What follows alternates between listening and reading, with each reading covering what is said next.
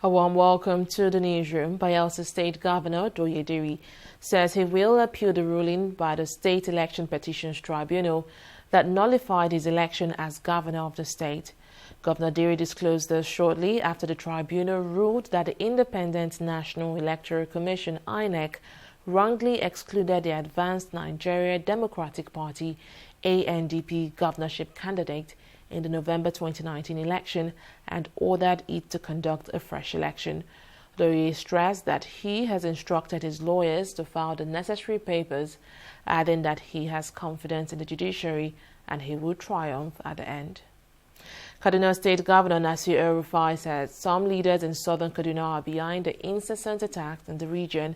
Despite continued deployment of security operatives in southern Kaduna, the area has continued to suffer attacks by suspected bandits with pockets of clashes between ethnic groups. Speaking during a TV program, El-Rufai said some leaders in the region were instigating their attacks because he has refused to pay them money. According to the governor, previous administrations in the state used to pay some money to the leaders in order to avoid such attacks, but El-Rufai stressed that he will not appease criminals. Presidential spokesperson Garba Shehu says the presidency has nothing to do with the invitation extended to Gali Naaba, a former Speaker of the House of Representatives, by the Department of State Services, DSS. The DSS had invited Naaba after he described Nigeria as a failed state during a television interview. Reacting to the development, Shehu said the former speaker's irresponsible utterances did not catch the attention of the president and that he should distance the presidency from the situation he has found himself and sort himself out accordingly.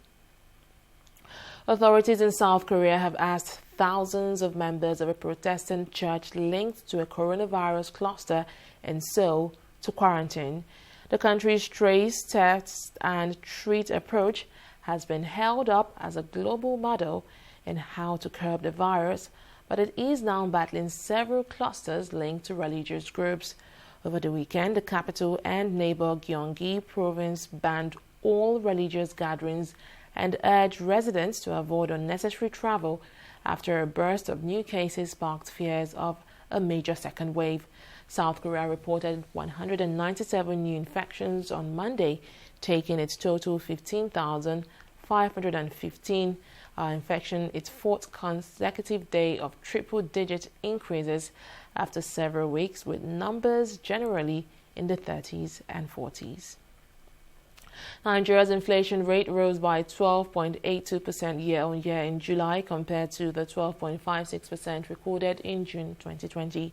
This is the highest rate recorded in 27 months since March 2018, when headline inflation was 13.34%. In its Consumer Price Index report released on Monday, the National Bureau of Statistics said Nigeria's inflation has consistently increased for 11 months, rising from the 11.02% in August 2019 to 12.82% in July 2020. It also adds that the Composite Food Index rose to 15.48% compared to 15.18% recorded in June 2020, while core inflation, which excludes the prices of volatile agricultural produce, stood at 10.1% in June 2020 compared to the 10.13% recorded in June. At least one soldier has been killed with two others injured in an airstrike conducted by the U.S. military targeting a government checkpoint in Syria's northeastern province of Hashaka. The airstrike reportedly took place after a U.S. patrol that tried to break into a zone controlled by the Syrian army was refused passage. Two helicopters are said to have conducted the attack. The United States has been conducting airstrikes and operations against what are said to be Daesh targets inside Syria since September 2014 without any authorization from Damascus or the United Nations mandates. Former Burnley and Manchester City goalkeeper Hart is set to join Tottenham on a free transfer.